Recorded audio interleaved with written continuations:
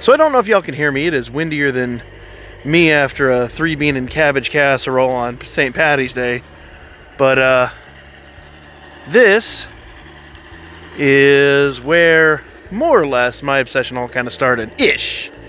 This is my dad's garden layout, and I hate to admit it is kind of not in the greatest condition. We had a windstorm last night and lost a couple of buildings.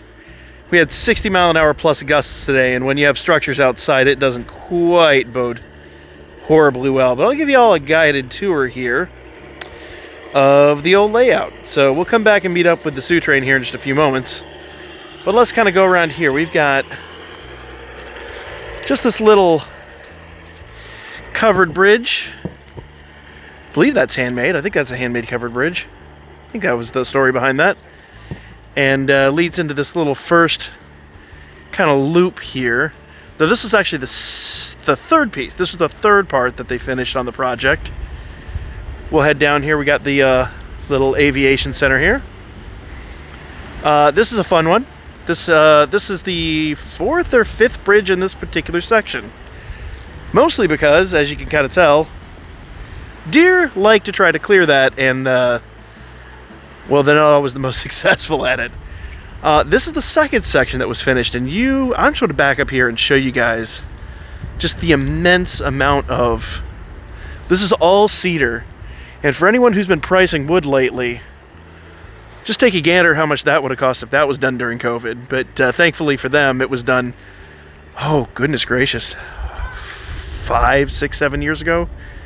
All hand-built, completely hand-built by my dad. And as you can see, once again,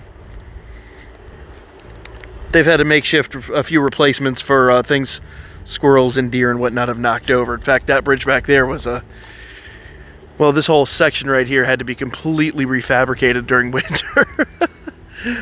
But we're going to move over here. This was the initial section. This was the first piece of real estate that my mom allowed him to claim in the house, or in the yard, I guess I should say.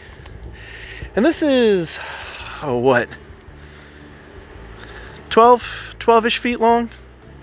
12-ish feet long and maybe like 8-9 feet wide. It's pretty large, and it's able to house a good amount of track. So you have this oval going around the outside, which eventually switches into an inner oval that goes through this tunnel. And as you can kind of tell, that tunnel is not currently in operation for fairly obvious reasons. That becomes the inner. And the reason this is, so I want to emphasize one thing. This is outdoors, 24/7, 365. Normally they do a big cleanup effort in spring. Usually that starts about, the first weekend in March, as we're kind of filming this. And, we just had a big snowstorm last night and windstorm and all this crazy stuff. So the cleanup effort has not quite begun. So come June, July, whenever, and this is fully grown up, we'll have to come take some video of this. But this is the newest building. It survived the night, thankfully. And you can kind of see how they do this. If I really get in close here, that little apparatus on top. Oh, I gotta stretch. There we go. That little apparatus on top, that is as a solar panel. And so that actually gathers power during the day, and at night there's an LED inside that'll light it up. It's pretty awesome. The light only lasts a couple of hours, but it's enough to, at dusk look really, really, really cool. Right now it's off, just because they're not normally running the trains at the moment. But hand-built, all very cool. Some of these buildings back here, the saloon's in really good condition, but some of these other buildings have been out here for a few years and are currently in the process of getting either replaced or, in the case of that one, cleaned. Like, it looks like it's been through a hurricane. Of course, you got the General Lee, take it or leave it, but growing up in the 80s, I was a big fan of Dukes of Hazzard. And if we come down here, we have the inner, I don't know what you call it, dog bone, sort of. It kind of loops around on itself. So you've got one track here incoming from the rest of the track, kind of goes down here, loops back around, goes to this crossover right over here, comes back around, and then loops around this tree and back from whence we came. Take number one, I swear, that was not a jump cut you just saw. So yeah, and then it crosses back over, comes around, and loops back out. But that's just the beginning. So as you can imagine, a few years ago, he started this, and this was pretty cool. Oops. I didn't do it. Now this raised concrete area here was kind of the original area that they started building way back in the day when they first moved into this house. And, well, it houses the vast majority of the beginning. You can kind of see the inner ovals we kind of covered on here. And it was supposed to be like a self-contained thing, but as you can see, well, that didn't exactly work out the way we anticipated, or well, I think the way everybody else anticipated this was, I would imagine, was probably the original idea. But initially, that was supposed to be one thing, and then built all the trestles, and my dad decided he didn't want to do all that, climbing over everything anymore, so we built this other little area here. And then we come to what I like to call the speedway, which is just a way to get from one side of the backyard to the other. And here you see a little flower planter in the middle that usually houses a lot more plants. There's a lot of plants on this setup, and right now, just because it's not spring, they're just not in bloom. Alright, so a little break there. The trains had to get put away. I will cover that here in a moment, but moving on, we've got to the more modern industrial section. This is really cool. I absolutely adore this. This is an actual honest-to-goodness drawbridge, and I'll see if I can do it without breaking anything. Oh, no, it's breaking. There we go. That is so awesome! And it's all made out of aluminum. Whoopsie. It's a really tight fit at the moment. We're working on some Teflon pads and things like that to make sure it fits a little better. And it can be run in all seasons. In summer, fits like a dream. In winter, well, you gotta see. But very, very, very cool. And yeah, like I said, a functional drawbridge. And then a big old suspension bridge. This thing is absolutely massive, and it's a true suspension bridge. I mean, you can see there's no supports down here. It is all held up by these chains. Look at that. First time we came out here, this thing was just leaning and sagging. It was just, looked kind of like, you guys sure this is going to work? But this is so cool. And it actually works. It actually functions. That's the coolest thing. Now, what's really awesome to me is, this is now about chest level for me, as you can kind of make out. And it's not quite even, but it's pretty close to even. Things have kind of shifted over time and grown up and receded, so to speak. But this is chest height for what was knee height over there. And that's what's always really cool to me about all these things. But we get down here. This is going to be... We got quite a few buildings. It's going to be like a little industrial complex. You're going to have a few sidings and industries and stuff here. And as we come on down, here's a big, I think they said it's going to be a granary or something like that. That's a silo in the works.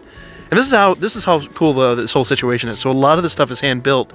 You can just see it's like the silo is going to be made out of just regular PVC.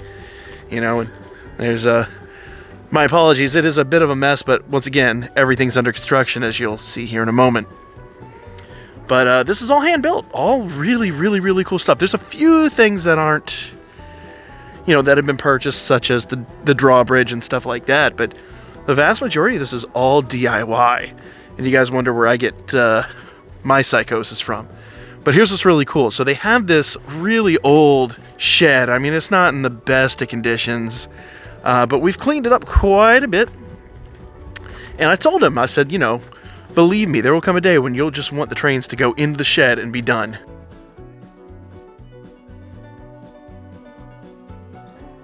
And what do you know? We have light. I turned out to be correct. So the trains will come in here. This actually will close up. There's a door on the inside and a door on the outside. They're both manual. They're just not up right now, so we can we were running the train, but unfortunately because of the ballasting issues and all that, it just wasn't running right. And it's colder than absolute anything out here at the moment. It was 70 yesterday, and it is in the 30s today. Probably about the 20s now because it's starting to get dusk. But got a few trains around. And this is, I mean, it is messy, but it's also, you know, a work in progress. You can see some plants here that were saved from the frost. It'll be 60 again on Monday, so they'll be back to it. But we'll come visit this again after everything's, you know, rectified. But see, you just pulled the train in here.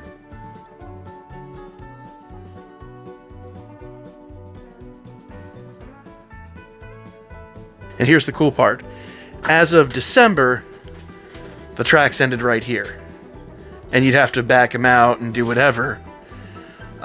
Basically back them back onto the track. Initially, this was a loop right there. But when he opened this up, there was another concept. And this is just one of those situations where, you know, stuff evolves. It's good as locked. So now we come to the new section of track. And this land was just procured from the landlord. I.e. my mom. Comes out of the shed into the other garden. This was originally a garden when they bought it. They cleared all this out. This was just shrubs and vines and overgrown, and now there's plenty of plants. So now the trains will come out here, and as you can see, he's still working on the ballast work.